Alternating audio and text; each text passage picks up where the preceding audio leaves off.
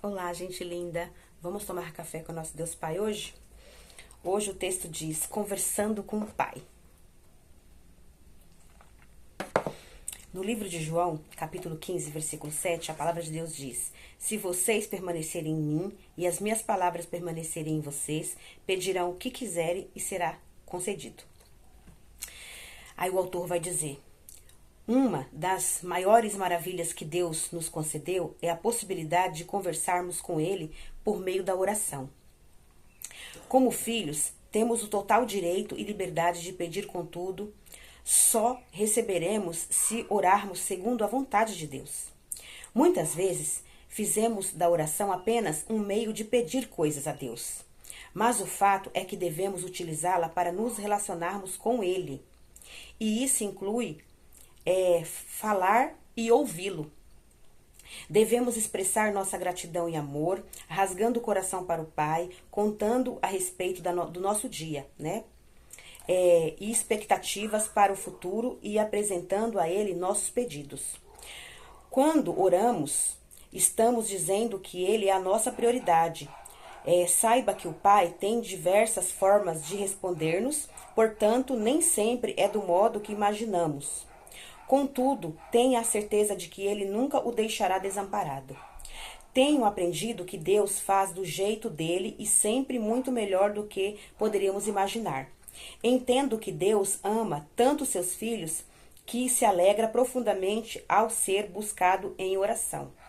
Dessa forma, construímos mais intimidade, tornando-nos sensíveis à sua voz e, consequentemente, abrimos portas para uma vida relevante, caminhando no centro da vontade de Deus.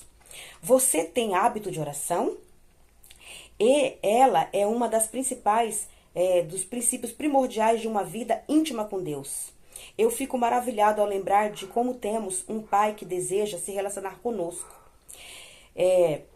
Isso me leva a viver de fato a minha identidade, pois quanto mais perto do Pai, mais convicto do meu propósito e destino eu fico. Saiba que nada mudará na sua vida se não houver intimidade. Quanto mais intimidade temos com Deus, mais provamos da sua vontade. A frase do autor diz: no secreto com Deus você é gerado em verdade. O devocional é o 61. A leitura bíblica é Marcos 6. E a palavra-chave é intimidade. Que nós possamos ter intimidade com o nosso Deus e Pai maravilhoso, que é um Deus que nos conduz a toda a verdade. Que nós possamos depender de Deus, agradecer a Ele pela nossa vida, pela nossa família e por tudo que Ele é na nossa vida e tudo que Ele faz por nós. Amém? E que nós possamos ter a certeza de que o nosso Pai é um Deus que nos conduz com bênçãos, com vitórias, porque Ele diz na sua palavra, né? Tudo que a gente pedir em oração, crendo, nós receberemos. Mas que nós possamos ter fé, possamos depender totalmente dEle e orar conforme a vontade dEle, conforme o que Ele nos ensina, conforme o que Jesus, né, nos ensinou. Orar como Jesus nos ensinou, que a gente possa entrar no nosso quarto, fechar a porta, orar ao Pai que está em secreto, e em secreto Deus nos responderá. Eu vou ler um texto aqui, dessa de João, o livro de João, capítulo 15. Eu vou ler ele porque ele é muito interessante. Fala sobre a videira e os ramos. Olha, como que Deus nos trata e como que Deus, Ele cuida de nós. Eu vou colocar aqui o meu óculos para eu poder ler corretamente, ok? Ó, a palavra de Deus diz assim: eu sou a videira, Jesus diz, né? E meu Pai é o agricultor. Todo ramo que estando em mim não der fruto, ele o corta. E todo que dá fruto, limpa, para que produza mais fruto ainda. Vós que já estáis limpos pela palavra que vos tenho falado, permanecei em mim, e eu permanecerei em vós. Como não pode o ramo produzir fruto de si mesmo, se não permanecer na videira? Assim, nem vós o podeis dar, se não permanecerdes em mim. Eu sou a videira e vós os ramos. Quem permanecer em mim e eu nele, esse dará fruto, porque sem mim nada podeis fazer. Se alguém não permanecer em mim, será lançado fora, à semelhança do ramo, e secará. E o apanham, lançam no fogo e o queimam. Se permaneceres em mim, e as minhas palavras permanecerem em vós, pedireis o que quiserdes, e vos será feito. Nisto é glorificado meu Pai, em que deis fruto, e assim vos tornareis meus discípulos. Como o Pai me amou, também eu vos amei. Permanecerei no meu amor. né? Permanecei no meu amor. Se guardardes os meus mandamentos, permanecereis no meu amor. Assim como também eu tenho guardado os mandamentos de meu Pai, e no seu amor permaneço. Tenho-vos dito essas coisas para que o meu gozo esteja em vós, e o meu gozo seja completo. A alegria do Senhor é completa em nós. O meu mandamento é este, que vos ameis uns aos outros, assim como eu vos amei. Ninguém tem maior amor que este, de dar a própria vida em favor dos seus amigos. Vós sois meus amigos, e fazeis o que vos mando. Já não chamo de servos, porque o servo não sabe o que faz o seu senhor, mas tenho-vos chamado de amigos, porque tudo quanto ouvi de meu Pai vos tenho dado a conhecer. Não fostes vós que me escolhestes a mim, pelo contrário, eu vos escolhi a vós outros, e designei para que vades e deis frutos, e o fruto permaneça, a fim de que tudo quanto perdides ao Pai em meu nome, ele vô-lo conceda. Isto vos mando que ameis uns aos outros. Se o mundo vos odeia, sabei que, primeiro do que a vós outros, me odiou a mim. E vós fosseis do mundo. Se vós fosseis do mundo, o mundo o amaria, né? O que era seu. Como todavia não sois do mundo, pelo contrário, dele vos escolhi, por isso o mundo vos odeia. Lembrai-vos da palavra que eu vos disse. Não é o servo maior do que o seu senhor. Nem perseguiram a mim, também perseguirão a vós outros, né?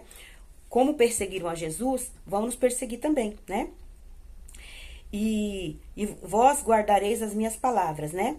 E também guardarão a vossa. Tudo isso, porém, vos farão por causa do meu nome, porquanto não conhecem aquele que o enviou. Se eu não viera, nem lhes houvera falado, pecado não teriam, mas agora não tem desculpa do seu pecado. Quem me odeia, odeia também ao meu Pai. Se eu não tivesse feito entre eles tais obras, quais nenhum outro fez, pecado não teriam. Mas agora, não somente têm eles visto, mas também odiado tanto a mim quanto a meu Pai. Isto, porém, é para que se cumpra a palavra que está escrita na sua lei. Odiaram-me sem motivo.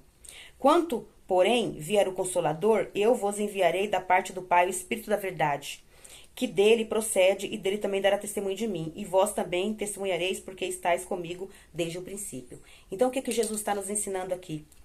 Jesus está nos ensinando que ele veio para trazer a palavra de Deus, veio para trazer a verdade, e o mundo o odiou por isso. Muitas pessoas que não querem servir a Deus, que querem servir a sua própria vontade, querem fazer a sua própria vontade, odiaram a Jesus. E nós estamos também pregando a palavra de Deus, nós também seremos odiados pelas pessoas que não querem servir a Deus. E hoje, muito mais do que antes, tem muitas pessoas que não querem servir a Deus, querem servir a sua própria vontade, o seu próprio ego, e não querem servir a Deus. Então elas odeiam a Jesus, odeiam a Deus e odeiam a nós também.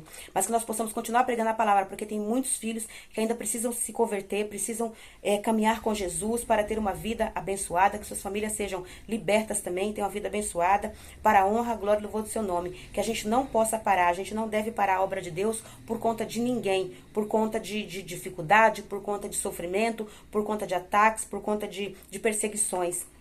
Hoje, neste século, tem muitos filhos de Deus dando a sua própria vida pelo sacrifício de Jesus.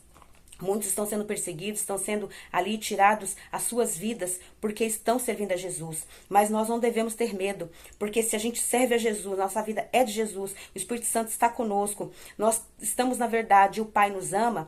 Se por acaso, porventura, a nossa vida for tirada de nós, né, sendo que não é o tempo certo da gente ir embora, se não foi Deus que nos está nos levando, mas a nossa vida está sendo tirada por conta de perseguições da palavra de Deus, nós teremos a salvação em Deus, porque nós estamos fazendo a vontade e o querer do Senhor. Eu sei que não é fácil falar isso, mas todos nós vamos findar, a nossa vida vai findar um dia aqui nesta terra, seja por enfermidade, seja por uma calamidade, seja por uma perseguição, seja por alguma coisa muito grave.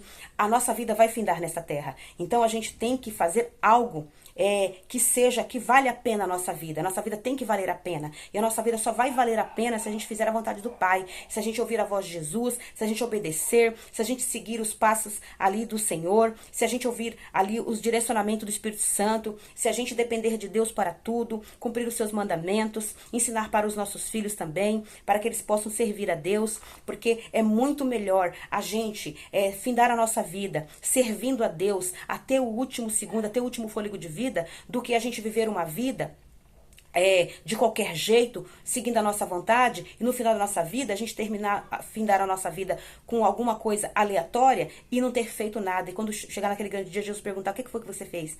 Não fizemos nada, porque nós não servimos a Deus. Eu prefiro muito mais servir a Deus E quando chegar naquele grande dia, Jesus chegar, venha para cá, minha filha, que você tem o seu galardão. Amém?